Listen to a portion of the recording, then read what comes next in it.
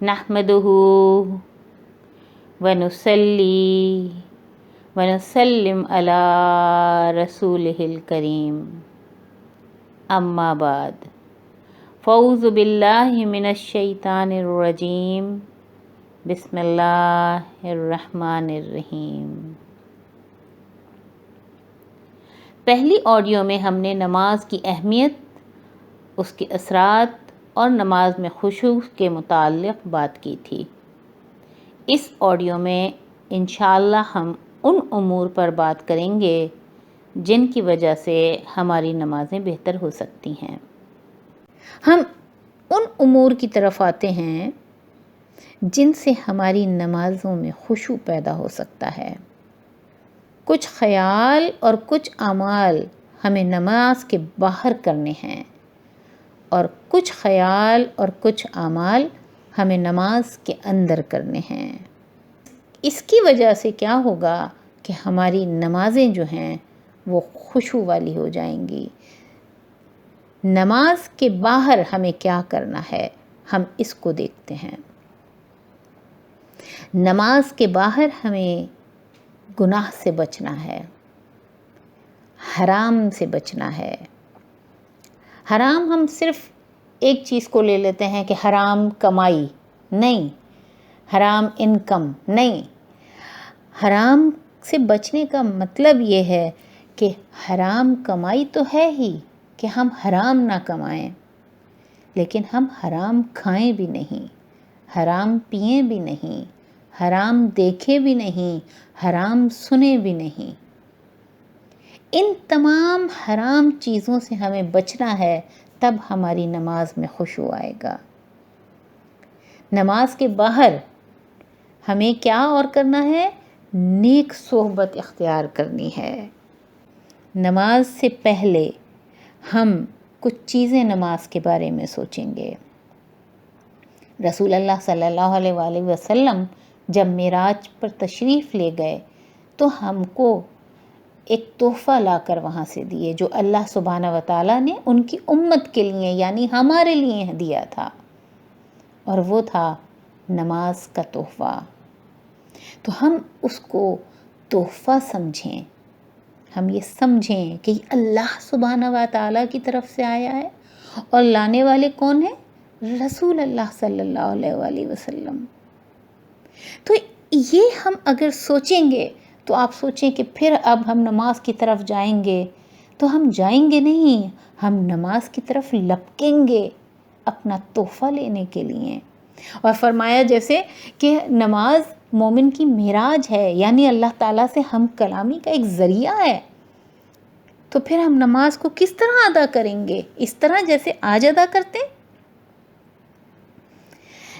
रसूल अल्लाह सल्लल्लाहु अलैहि वसल्लम ने फरमाया कि अल्लाह सुब्हानहू व तआला के नज़दीक सबसे महबूब तरीन अमल ये है कि वक्त पर नमाज अदा की जाए। तो नमाज के बाहर हम ये सोचें और नमाज को उसके वक्त पर अदा करने की कोशिश करें। हम ये सोचें कि नमाज जन्नत की कुंजी है।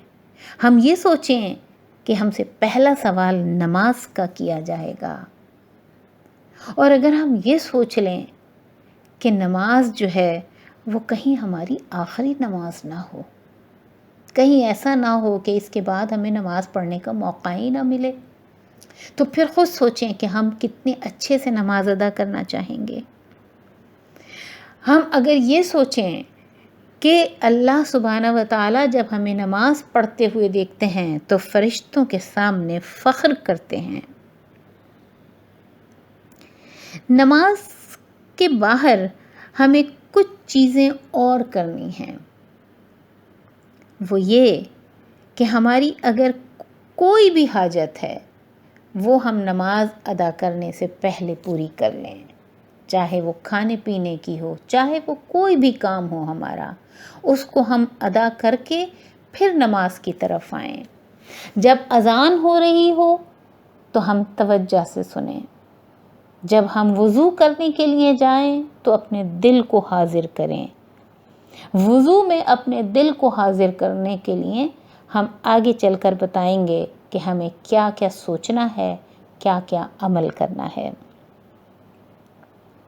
اسی طرح سے نماز پڑھنے سے پہلے ہم یہ سوچ لیں، ہوتا یہ ہے کہ جب ہم نماز پڑھ رہے ہوتے ہیں تو اس وقت ذہن میں آتا ہے اچھا اب سورہ فاتحہ کے بعد میں نے یہ سورہ ملانی ہے، اچھا نہیں یہ سورہ ملا لیتے ہیں۔ یہ جو چیز ہے یہ نماز میں خشوع کو ختم کرتی ہے۔ نماز پڑھنے سے پہلے تھوڑی دیر کے لیے آپ بیٹھیں اور سوچ لیں کہ مجھے نماز میں کون کون سی سورہ ملانی ہے۔ ذہن میں رکھ کر جب آپ جائیں گے پھر آپ کو یاد کرنے کی اور نماز سے نکلنے کی ضرورت نہیں پڑے گی کہ آپ نماز سے نکل کر سوچ رہے ہیں کہ اب میں کیا پڑھوں۔ اسی طرح سے جب آپ نماز پڑھ رہے ہیں تو آپ کو چاہیے کہ آپ صاف ستھری جگہ نماز پڑھیں، جہاں بہت زیادہ چیزیں آپ کے سامنے نہ ہوں، بہت زیادہ ڈسٹریکٹ کرنے والی چیزیں نہ ہوں، بہت زیادہ روشنی نہ ہو۔ روشنی مانے نہیں ہوتی ہے، لیکن شروع کی بات ہے کہ شروع میں ذرا کم روشنی میں اگر نماز پڑھے تو کنسنٹریشن زیادہ اچھا ہوتا ہے۔ بعد میں پھر حالات کسی بھی طرح کے ہوں، چاہے شور و غل ہو رہا ہو، چاہے روشنی زیادہ ہو، چاہے آگے چیزیں آپ کے بہت زیادہ ڈسٹریکٹ کرنے والی ہوں، لیکن اگر آپ کی نماز میں خشوع آنے لگا ہے بعد میں پھر یہ چیزیں مانے نہیں ہوں گی۔ لیکن شروع میں جب آپ پریکٹس کر رہے ہیں تو اس وقت ان چیزوں کا ہم کو خیال کرنا ہے۔ اسی طرح سے لوگ اپنی جانمازوں پر زیادہ اہمیت دیکھیں، نماز پر اتنی اہمیت نہیں دیتے جتنی جانماز کے اوپر اہمیت دیتے ہیں۔ بہت کمفرٹیبل ہونی چاہیے، بہت اچھی ہونی چاہیے، بہت خوبصورت ہونی چاہیے، اس پہ خانہ کعبہ بنا ہوا ہو، اس پہ مسجد نبوی بنی ہوئی ہو۔ منعکس جانمازوں سے اگر آپ پرہیز کریں گے تو آپ کے لیے زیادہ اچھا ہوگا، اس لیے کہ جب نماز میں آپ کی نگاہ جب نیچے جانماز کے اوپر جاتی ہے تو جانماز کے اوپر بنے ہوئے جتنے بھی نقش و نگار ہوتے ہیں اس میں بھی اکثر لوگ الجھ جاتے ہیں۔ اسی طرح سے آپ سادے کپڑے ہوں، ٹھیک ہے، زیور آپ کے ہاتھوں میں زیادہ نہ ہوں تاکہ ان کے اوپر آپ کی نگاہ نہ جائے۔ رسول اللہ صلی اللہ علیہ وآلہ وسلم ان تمام چیزوں سے اپنے آپ کو علیحدہ رکھتے تھے کہ جن چیزوں کی وجہ سے ایک مرتبہ آپ رسول اللہ صلی اللہ علیہ وسلم کوئی کپڑا پہن کر نماز پڑھ رہے تھے جس پہ کچھ نقش و نگار تھے جن کے اوپر آپ کی نظر پڑی اور پھر آپ نے اس کپڑے میں پھر کبھی نماز نہ پڑھی۔ تو اسی طرح کی چیزیں ہیں جو کہ آپ اگر ذہن میں رکھیں گے نماز سے پہلے تو پھر آپ کی نماز میں جو ہے وہ کنسنٹریشن پیدا ہوگا۔ اور سچی بات بتاؤں، سب سے اچھی چیز جو آپ ذہن میں لا سکتے ہیں نماز کے لیے کہ آپ یہ سوچیں کہ آپ کون ہیں اور آپ کس کے سامنے جا رہے ہیں۔ آقا ہے جس کے سامنے آپ جا رہے ہیں، آپ اس کے بندے ہیں، آپ اس کے غلام ہیں، وہ عظیم ہیں۔ اللہ اکبر، اللہ ہی بڑا ہے، اللہ ہی بڑا ہے اور کوئی بڑا نہیں ہے۔ اور آپ کتنے حقیر ہیں۔ آپ ان کی کائنات کے بارے میں بھی اگر سوچ لیں تو آپ کی کوئی حیثیت نہیں ہے۔ اگر آپ نماز سے پہلے یہ سوچیں کہ میری کوئی حیثیت نہیں ہے اور وہ مجھے اجازت دے رہے ہیں اپنے سامنے کھڑا ہونے کی، بہت بہت بہت بڑی بات ہے۔ ہمارے ہاں اگر کوئی منسٹر ہی آ جائے چھوٹا موٹا اور وہ ہم سے بات بھی کر لے، ہم کس قدر خوش ہو جاتے ہیں، لوگوں کو بتاتے ہیں میں نے فلاں منسٹر سے ملاقات کی۔ اور اگر وزیر اعظم بلا لے اور اگر صدر بلا لے تو پھر ہماری حالت کیا ہوتی ہے، اور ہم کس انداز سے، کس خوشی کے ساتھ، کس جذبے کے ساتھ وہاں جا رہے ہوتے ہیں۔ اللہ سبحانہ و تعالی جو اس کائنات کے پیدا کرنے والے ہیں، ان تمام لوگوں کو پیدا کرنے والے ہیں جن کی او میں ہم رہتے ہیں، ان کی ذات کا اندازہ تو ہم لگا ہی نہیں سکتے۔ اور ہم ان کے سامنے جب جائیں اور بس اپنے منہ سے کچھ الفاظ ادا کر کے آ جائیں جن کے بارے میں ہمیں پتہ بھی نہ ہو کہ ہم کیا کہہ رہے ہیں، تو اگر ہم یہ سوچ لیں کہ ہم کس کے سامنے جا رہے ہیں اور انہوں نے ہمیں اجازت دی ہے، ہمیں بلا لیا اپنے سامنے، یہ سوچ کر اگر ہم جائیں گے اپنی نماز میں تو آپ خود سوچیں کہ ہماری نماز کتنی اچھی ہو جائے گی۔ اس کے بعد ہمیں نماز کے اندر کچھ چیزوں کو ذہن میں رکھنا ہے۔ نماز کے دوران اپنے دل کو حاضر رکھنا ہے۔ ہم کو ادھر ادھر، جو میں نے کہا نا کہ ہمارے جتنے کام ہیں بقیہ وہ نمٹا لیں۔ ہمارے فون ہیں آج کل جو ہم کو سب سے زیادہ ڈسٹریکٹ کرتے ہیں۔ ہم کو چاہیے کہ ہم جب نماز میں جائیں تو اپنے فون کو کم از کم بند نہیں کر رہے تو کم از کم سائلنٹ پہ تو ضرور لگا دیں تاکہ ہم ڈسٹرب نہ ہوں۔ تو اپنی نماز کو بہتر بنانے کے لیے ہمیں ان تمام امور کے اوپر غور و فکر کرنا چاہیے۔ اس کے بعد ہم آتے ہیں کہ نماز کے اندر ہماری کیا کیفیت ہونی چاہیے۔ نماز کے اندر ہمارے دل کو حاضر ہونا چاہیے، ہمارا دل ادھر ادھر نہ لگا ہوا ہو، ابھی یہ کام کرنا ہے، ابھی وہاں جانا ہے، ابھی اس کو فون کرنا ہے۔ ان تمام کاموں سے نمٹ کر آئیں تو زیادہ اچھا ہوگا، اور پھر اپنے دل کو ہم صحیح طور پر یہاں لگا سکیں گے۔ اسی طرح سے سارے ارکان سکون کے ساتھ ادا کریں۔ اس نماز کو اللہ تعالیٰ سے ہم کلامی سمجھنا کہ ہم اللہ سبحانہ و تعالیٰ کے سامنے کچھ عرض کرنے کے لیے آئے ہیں، اور اسی طرح سے اپنے الفاظ پر غور و فکر کرنا۔ ہم اپنے الفاظ پر غور کریں کہ ہم کیا ادا کر رہے ہیں، ہم کیا کہہ رہے ہیں۔ اس کے لیے کیا ضروری ہے؟ اس کے لیے تنہائی میں ہمیں محنت کرنی ہے، ہمیں نماز ترجمے سے پڑھنی ہے۔ لوگوں کو یہ سمجھ نہیں ہے کہ نماز کو سمجھ کر ادا کیا جاتا ہے، نماز کو پڑھا جاتا ہے، ہمارے ہاں ادا نہیں کیا جاتا۔ ہم نے ابھی کیا سنا تھا کہ لا تقربوا الصلاۃ وانتم سکارى حتى تعلموا ما تقولون، جب تک کہ تم جو سمجھنے نہ لگو کہ تم کیا کہہ رہے ہو، جب تک نماز کے قریب بھی مت آنا۔ تو یعنی کہ ہم جب نماز میں آئے ہیں تو ہمیں پتہ ہونا چاہیے کہ ہم اپنے منہ سے کیا الفاظ ادا کر رہے ہیں۔ اسی طرح سے کچھ لوگوں کو نماز میں آنکھیں کھول کر نماز پڑھنے سے کنسنٹریشن نہیں رہتا۔ نماز میں آنکھیں بند کر کے نماز ادا کی جا سکتی ہے۔ کچھ علماء اس کو مکروہ کہتے ہیں، اور کچھ علماء اس کی اجازت دیتے ہیں کہ اگر آپ فوکس رہنا چاہتے ہیں اور آنکھیں بند کر کے آپ فوکس رہ سکتے ہیں تو آپ اپنی نماز کے دوران اپنی آنکھیں بند کر سکتے ہیں۔ اسی طرح سے تنہائی میں ہمیں محنت کرنی ہے، ایک تو نماز کے ترجمے پر، جس سے کہ ہماری نماز میں امپروومنٹ آئے گی۔ اس کے علاوہ اور بہت ساری کتابیں ایسی مل جاتی ہیں جس میں سلف صالحین کی نماز کے بارے میں آتا ہے کہ ان کی نمازیں کیسی ہوتی تھیں۔ ہماری جو نماز اچھی نہیں ہوتی اس کی وجہ ایک تو شیطان ہے اور دوسرا ہے ہمارا اپنا نفس۔ تو شیطان سے زیادہ تو ہمارا نفس ہے جو ہمارے ساتھ ہر وقت لگا ہوا ہے۔ شیطان بھی لگا ہے لیکن نفس تو ہمیں کسی لمحہ نہیں چھوڑتا۔ تو ہم اپنے نفس کو سزا دیں۔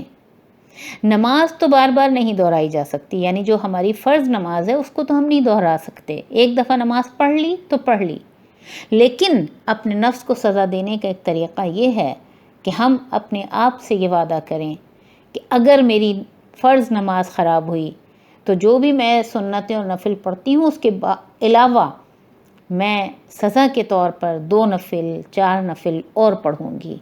تو یہ آپ کے نفس کو گوارا نہیں ہوگا، تو اس کے لیے آپ کو کوشش کرنی ہے کہ آپ اپنے نفس کو کچھ تکلیف بھی دے سکتے ہیں، کچھ سزا بھی دے سکتے ہیں تاکہ اس سے آپ کی نماز اچھی ہو۔ ہم نے ایک کچھ باتیں یہ بتائیں کہ نماز سے پہلے کچھ باتوں کا خیال رکھنا ہے، نماز کے اندر کچھ باتوں کا خیال رکھنا ہے اور تنہائی میں بھی اپنی نماز کے اوپر توجہ دینی ہے۔ اس کے بعد ہم دیکھتے ہیں کہ اگر ہم نماز کے کچھ باطنی اوصاف، یہ تو ہم نے کچھ بتائے ظاہری باتیں، اب کچھ اگر باطنی اوصاف اپنے اندر پیدا کریں گے تو پھر ہماری نماز جو ہے وہ خشوع والی نماز ہو جائے گی، انشاءاللہ بہتر نماز ہو جائے گی۔ باطنی طور پر ہمیں سب سے زیادہ حضور قلب پر توجہ دینی ہے، یعنی نماز کے دوران ہمارا دل حاضر ہو۔ ہمارا دل بالکل اس طرح سے ہے نماز کے دوران جیسے کمانڈر ہوتا ہے، کہ کمانڈر ہے اور اس کے کچھ ٹروپس ہیں۔ اب اگر آپ یہ دیکھیں کہ فوج کھڑی ہوئی ہے، ٹروپس کھڑے ہوئے ہیں، لیکن کمانڈر موجود نہیں ہے، تو اس فوج کا آپ کیا کہیں گے؟ اللہ ہی حافظ ہے، اس لیے کمانڈر ہی نہیں ہے تو فوج کیا کرے گی؟ اسی طرح سے اگر آپ کسی پولیس اسٹیشن میں جاتے ہیں اور وہاں پر چھوٹا موٹا سارا اسٹاف تو موجود ہے، انسپیکٹر بھی ہے، سب انسپیکٹر بھی ہے، حوالدار بھی ہے، سب موجود ہیں، لیکن پولیس اسٹیشن سے ایس ایچ او غائب ہے، تو آپ کیا کہیں گے کہ اس پولیس اسٹیشن کا تو اللہ ہی حافظ ہے؟ تو یہی چیز بالکل ہے کہ اگر ہماری نماز میں ہمارا دل حاضر نہیں ہوگا تو سمجھ لو کہ ہماری پھر نماز کا تو اللہ ہی حافظ ہے۔ تو سب سے زیادہ ضروری جو چیز ہے وہ ہے حضور قلب۔ ہمارے دل کو یہ علم ہو کہ ہمارے فعل کیا ہیں نماز کے دوران اور ہمارے اقوال کیا ہیں، ہم کہہ کیا رہے ہیں، ہم کر کیا رہے ہیں، ہمارے دل کو ان ساری چیزوں کا احساس ہونا چاہیے۔ اللہ سبحانہ و تعالیٰ کے علاوہ کسی کی طرف ہماری توجہ نہیں ہونی چاہیے، ہمارے دل میں صرف وہی وہ ہوں۔ حضور قلب پیدا کیسے ہوتا ہے؟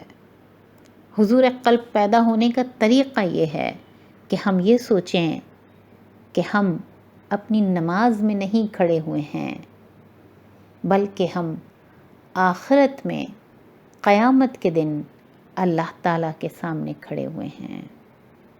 جب ہم یہ سوچیں گے تو پھر ہمارا دل پورا کا پورا وہاں حاضر ہوگا اور ہم اپنے رب سے ہم کلامی کر سکیں گے۔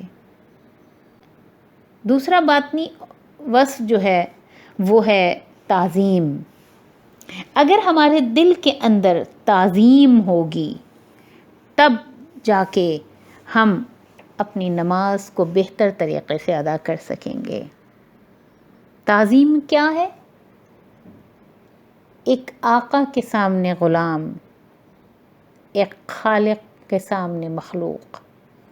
جب یہ احساس ہوگا تب کہیں جا کے ہم ان کی تعظیم کر سکیں گے، ورنہ ہمیں تو خیال ہی نہیں رہتا، نماز کے اندر گئے اور ادھر ادھر چکر لگانے لگے، ہمارا دماغ ادھر ادھر گھومنے لگا، ہمارا دل ادھر ادھر جانے لگا، ہمارے اندر وہ تعظیم نہیں آتی۔ تعظیم کو پیدا کرنے کا طریقہ یہ ہے کہ آپ اللہ سبحانہ و تعالیٰ کے اسماء پر زیادہ سے زیادہ غور و فکر کریں، اور اس کی وجہ سے اللہ سبحانہ و تعالیٰ کی سمجھ پیدا ہو جاتی ہے۔ اگر آپ کو یہ احساس ہو گیا کہ آپ کس کے سامنے کھڑے ہیں، وہ القادر ہیں، ہر چیز پر قدرت رکھتے ہیں، وہ العزیز ہیں، بہت قوی ہیں، وہ کبیر ہیں، وہ العظیم ہیں، بہت عظمت والے ہیں۔ ہم جب ان اسماء پر غور و فکر کریں گے تو ہمارے اندر ایک تعظیم کا جذبہ ابھرے گا۔ ہم کو سمجھ آئے گا کہ وہ ہمارے خالق ہیں، ہم ان کی مخلوق ہیں، ہم بہت چھوٹے ہیں، ہم تو ان کے سامنے کچھ بھی حیثیت نہیں رکھتے۔ جب یہ احساس اپنی کم مائگی کا ہو جائے گا اور ان کی عظمت کا ہو جائے گا، جو رسول اللہ صلی اللہ علیہ وآلہ وسلم نے فرمایا نا کہ من عرف نفسہ فقد عرف ربہ، جس کسی نے اپنے نفس کو پہچان لیا، جس نے اپنے آپ کو پہچان لیا، اس نے اپنے رب کو پہچان لیا۔ جب آپ کو یہ احساس ہو گیا کہ آپ کی کوئی حیثیت نہیں، تب آپ کے سامنے اللہ سبحانہ و تعالیٰ کی عظمت ابھر کر آئے گی۔ تیسری چیز جو باطنی وصف ہے وہ یہ ہے کہ تفہیم ہمارے اندر ہونا چاہیے۔ جو کچھ ہم کہہ رہے ہیں، جو الفاظ ہم ادا کر رہے ہیں نماز میں، اس کے معنی ہم سمجھیں تاکہ ہمیں پتہ رہے کہ ہم کیا کہہ رہے ہیں، کس سے کہہ رہے ہیں اور کیوں کہہ رہے ہیں۔ اور یہ تفہیم کیسے پیدا ہوگی؟ نماز کے باہر ہم کو نماز یاد کرنی ہے۔ عربی میں تو ہم یاد کر لیتے ہیں بچپن سے ہی، لیکن ہمیں اردو میں یاد کرنی ہے۔ میری ایک مرتبہ کسی سے بات ہوئی اور میں نے ان کے سامنے یہ ذکر کیا کہ نماز کو ہمیں، اور ان کی عمر اس وقت 70 سال تھی تقریباً، 70 سال کی عمر میں جب میری کسی سے بات ہوئی اور میں نے کہا کہ نماز کو سمجھ کر پڑھنا چاہیے، تو وہ خاتون اتنا حیران ہوئی اور انہوں نے اچانک مجھے کہا نماز کو سمجھ کر پڑھنا ہوتا ہے؟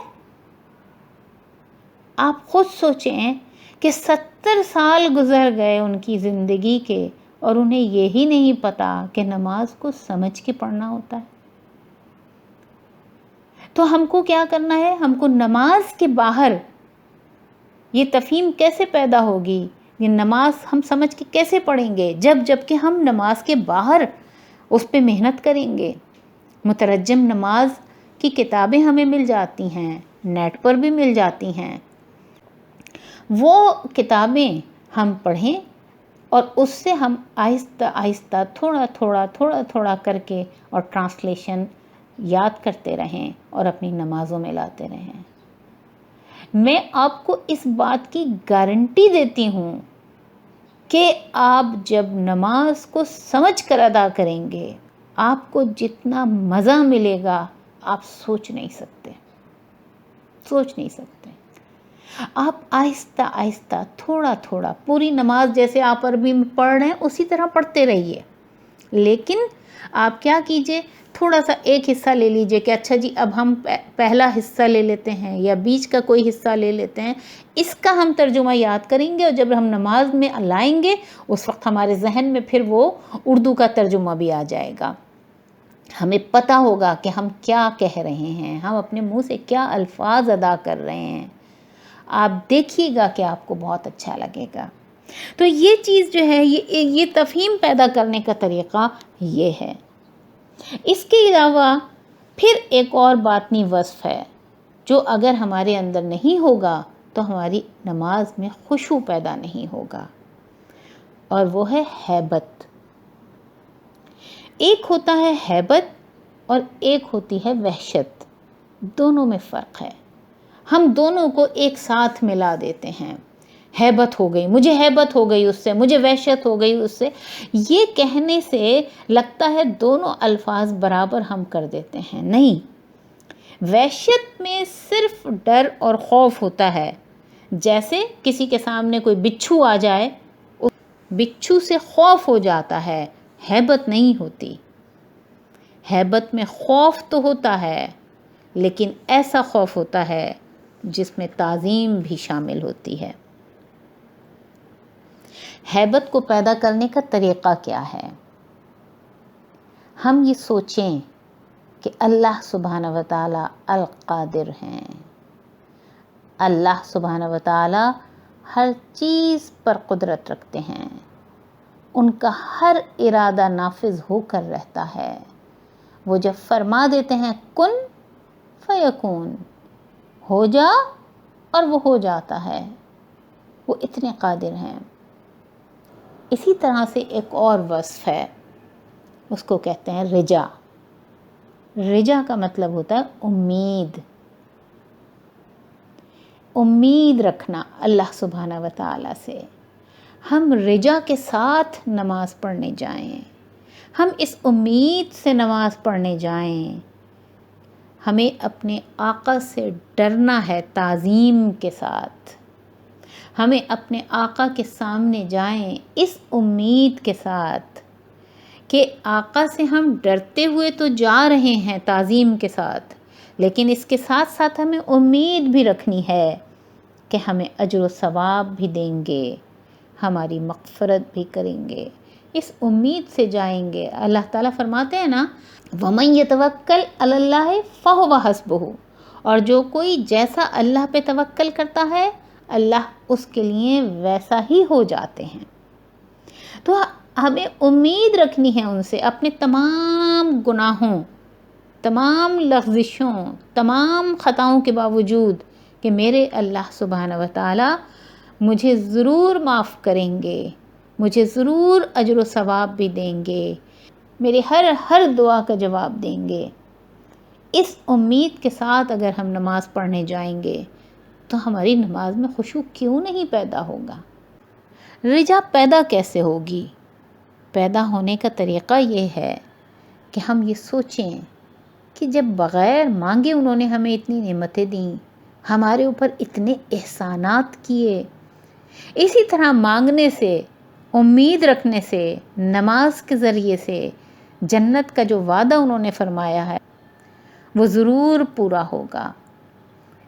اس امید کے ساتھ ہم اگر جائیں گے تو ہماری نماز میں ضرور خشوع پیدا ہوگا۔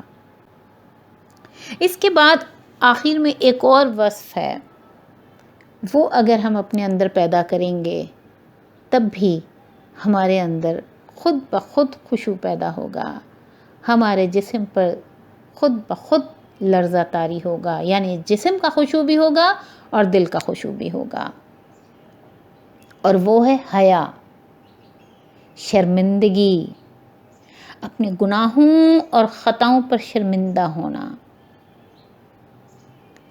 ہم اپنی گناہوں اور خطاؤں پر اگر شرمندہ ہی نہیں ہیں تو ہمارے اندر کیا حیا آئے گی؟ کیوں ہم ان کے سامنے حیا کریں گے؟ کیوں ہم ان کے سامنے شرمندہ ہوں گے؟ ہمیں تو اپنے گناہ اچھے لگتے ہیں، ہم جو کچھ بھی کرتے ہیں ہم خوش ہو کر کرتے ہیں، مزے لے کر کرتے ہیں۔ تو حیا کو پیدا کرنے کے لیے کیا کرنا ہے؟ حیا کو پیدا کرنے کے لیے اپنے گناہوں کو سوچنا ہے، شرمندہ ہونا ہے، تبھی ہمارے اندر حیا آئے گی۔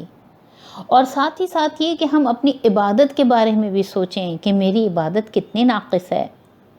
میں یہ سوچوں کہ میری نماز جو ہے وہ کیسی نماز ہے، اتنی ناقص نماز، نہ مجھے اس کے معنی پتہ ہیں، نہ ہم اس کے ارکان صحیح سے ادا کر پاتے ہیں۔ حق تو یہ ہے کہ حق ادا نہ ہوا، کہ جیسا نماز پڑھنے کا حق تھا، جیسا میرے رب کا حق تھا، میں نے تو ادا ہی نہیں کیا۔ رسول اللہ صلی اللہ علیہ وآلہ وسلم جن کے بارے میں اللہ سبحانہ و تعالیٰ فرماتے ہیں لَقَدْ كَانَ لَكُمْ فِي رَسُولِ اللَّهِ أُسْوَةٌ حَسَنَةٌ، کہ بے شک رسول اللہ صلی اللہ علیہ وآلہ وسلم کی زندگی تمہارے لیے نمونہ ہے۔ جب ان کی زندگی اللہ سبحانہ و تعالیٰ بتا رہے ہیں ہمارے لیے نمونہ ہے، تو ہم سوچ سکتے ہیں کہ ان سے کوئی گناہ، کوئی خطا ہوتی ہوگی؟ ان کی تو نماز بھی پرفیکٹ، ان کے تو سارے اعمال پرفیکٹ، لیکن آپ صلی اللہ علیہ وآلہ وسلم جب نماز سے فارغ ہوتے تھے تو 3 مرتبہ استغفر اللہ، استغفر اللہ، استغفر اللہ، اللہ تعالیٰ سے معافی مانگتے تھے کہ حق تو یہ ہے کہ حق ادا نہ ہوا۔ تو سوچیں ہم کہ ان کی نماز کیسی تھی اور ہماری نماز کیسی ہے۔ تو یہ کچھ باطنی اوصاف تھے جن کا تعلق خاص طور پر ہمارے دل سے ہے۔ تو جس طرح نماز میں خشوع پیدا کرنے کے لیے تنہائی میں کچھ محنت کرنی ہے، اسی طرح سے نماز سے پہلے بھی ہمیں کچھ محنت تنہائی میں اور بھی کرنی ہے. ہمیں نماز سے پہلے وضو پر بھی محنت کرنی ہے. رسول اللہ صلی اللہ علیہ وآلہ وسلم نے فرمایا مفتاح الجنت الصلاۃ و مفتاح الصلاۃ الوضو، کہ نماز جنت کی کنجی ہے اور نماز کی کنجی وضو ہے. وضو کے لیے ذہن میں رکھنا ہے کہ کچھ خیال اور اعمال وضو سے پہلے، وضو کے دوران اور بعد میں کرنے سے نماز میں کنسنٹریشن حاصل ہوتا ہے، نماز میں خشوع حاصل ہوتا ہے. جب ہم وضو کے لیے کھڑے ہوں تو سب سے پہلے ہمیں نیت کرنی چاہیے. نیت دل میں یہ ہونی چاہیے کہ ہم اپنے رب کے سامنے جا رہے ہیں. وہ آقا ہیں اور ہم بندے. ان کی بڑائی اور اپنی کم مائگی کا احساس ہونا چاہیے. اس کے بعد بسم اللہ پڑھیں. بسم اللہ برکت کے لیے پڑھی جاتی ہے، اور یہ احساس ہمیں ہونا چاہیے کہ جب ہم اللہ سبحانہ و تعالیٰ کا نام لے کر کوئی کام شروع کریں گے تو یقیناً اس میں برکت ہوگی. دوسری بات یہ کہ وضو ان کے لیے، نماز ان کے لیے، تو پھر انہی کے نام سے شروع ہونا چاہیے.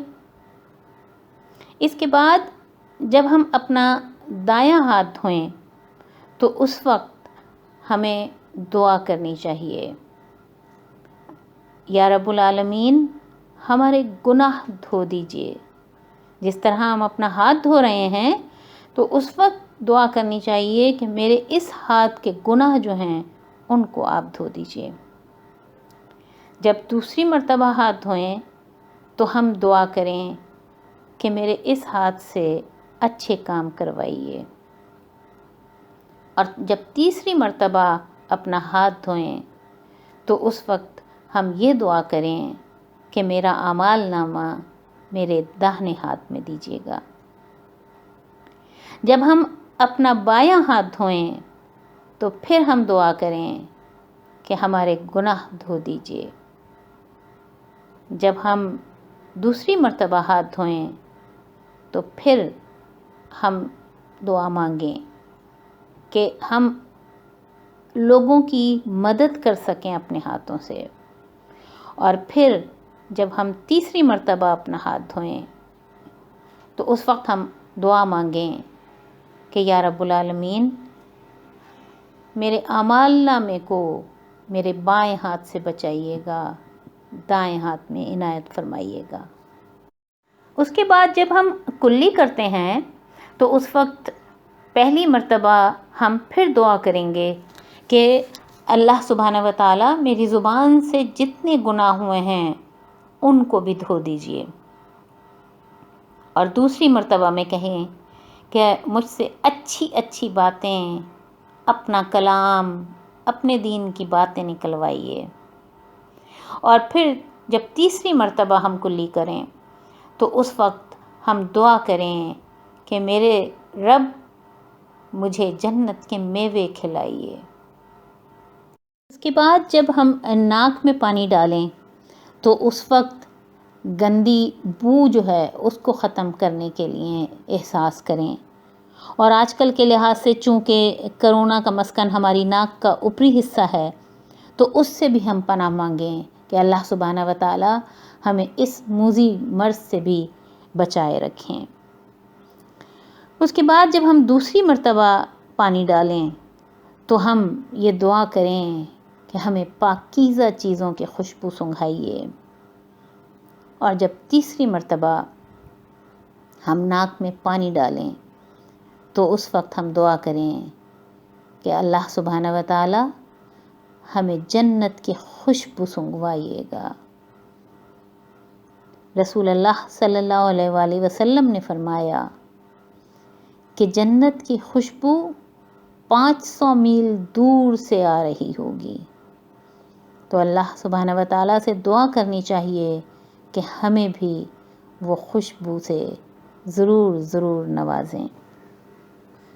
اس کے بعد جب ہم چہرہ دھوئیں تو اس وقت دعا کریں اللہ تعالیٰ سے کہ میرے رب میرے گناہوں کو بخش دیجئے، میرے گناہ بھی اسی طرح دھو دیجئے جس طرح میرا چہرہ دھل رہا ہے۔ میرے آنکھ کے جو گناہ تھے، میری بے پردگی کا جو گناہ تھا، میں نے جو گناہ کیے، اس کے ذریعے سے ان تمام کو مٹا دیجئے۔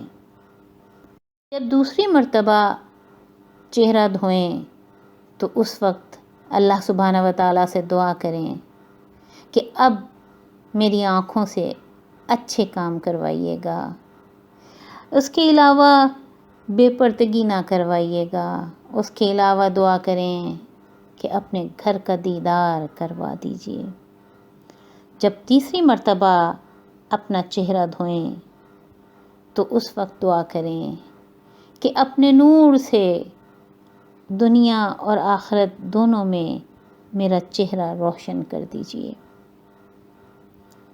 جب اپنے ہاتھ کونیوں تک دھوئیں تو اس وقت بھی وہی دعا جو ہم نے دائیں اور بائیں ہاتھ کے وقت کی تھی، وہی دعا کریں کہ گناہ معاف ہو جائیں، اچھے کام کروائیں اور اعمال نامہ دائیں ہاتھ میں دیں اور بائیں سے بچائیں۔ اس کے بعد جب ہم سر پر مسح کریں تو اس وقت اللہ سبحانہ و تعالیٰ سے دعا کریں کہ میرے ذہن کے جو گناہ تھے، جو برے خیالات تھے، جو بری باتیں میرے ذہن میں آتی تھیں، جو منصوبے غلط میرے ذہن میں بنتے تھے، دوسروں کے بارے میں جو غلط خیالات آتے تھے، جو غلط سوچ آتی تھی، سب کو معاف کر دیجئے، سب کو اسی طرح سے مٹا دیجئے اور سب کو ہمارے ذہن سے نکال دیجئے۔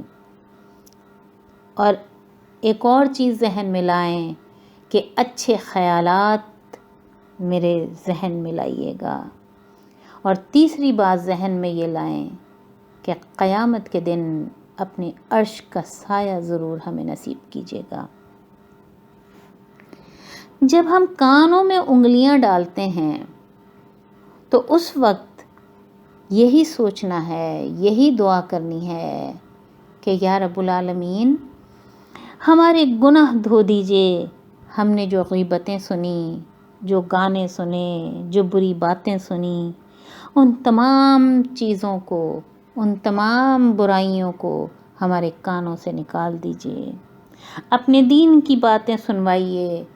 جب کان کے پیچھے اپنے انگوٹھے سے اس کو صفائی کریں تو اس وقت ذہن میں یہ دعا لائیں کہ اللہ سبحانہ و تعالی ہمارے کان کو گناہوں سے بچائیے۔ اور جب گردن کا مسح کریں تو اللہ سبحانہ و تعالیٰ سے دعا کریں کہ ہماری گردن کو جہنم کے طوق سے بچائیے۔ جب ہم اپنے پیر دھوئیں یا مسح کریں تو اس وقت دعا کریں کہ ان پیروں سے جو گناہ ہوئے ہیں ان سب کو بھی دھو ڈالیے۔ دوسری مرتبہ جب پیروں کو دھوئیں تو کہیں کہ اس کو اچھے راستے پر چلائیے۔ تیسری مرتبہ جب پیر کو دھوئیں تو اس وقت دعا کریں کہ میرے پیروں کو جنت میں لے جائیے۔ جب ہمارا وضو ختم ہو جائے تو پھر ہم دعا کریں کہ جس طرح اس وضو سے میرا جسم پاک ہوا، اسی طرح آپ میرے دل کو، ذہن کو، میرے باطن کو بھی پاک کر دیجئے۔ اس طرح وضو کرنے سے ایک ظاہری وضو ہو جاتا ہے جو پانی سے ہوا ہے، اور ایک باطنی وضو بھی ہو جاتا ہے جو توبہ اور دعا سے ہوا ہے۔ یہاں یہ سمجھا دوں کہ اکثر لوگ کہتے ہیں کہ اتنی ساری دعائیں وضو کے دوران مشکل ہو جاتی ہیں، تو میں انہیں دو باتیں سمجھاتی ہوں۔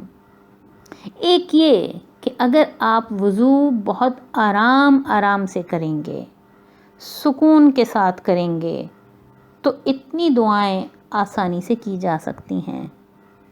اور اگر پھر بھی ممکن نہ ہو تو کچھ دعائیں ایک وضو میں کر لیں، کچھ دعائیں دوسرے وضو میں کر لیں، انشاءاللہ فائدہ ہوگا۔ آج ہم نے نماز کی تیاری کے حوالے سے اور اس کے باطنی اوصاف پر بات کی۔ ہم نے بتایا کہ ہم کو وضو کس طرح کرنا چاہیے تاکہ ہم اپنی نماز میں کنسنٹریشن حاصل کر سکیں۔ انشاءاللہ تیسری آڈیو میں نماز سے پہلے، اس کے دوران اور بعد میں کیے جانے والے ان خیالات و اعمال پر بات کریں گے جن کو اپنانے سے انشاءاللہ ثم انشاءاللہ ہماری نمازیں خشوع والی ہو جائیں گی۔ وما علینا الا البلاغ المبین۔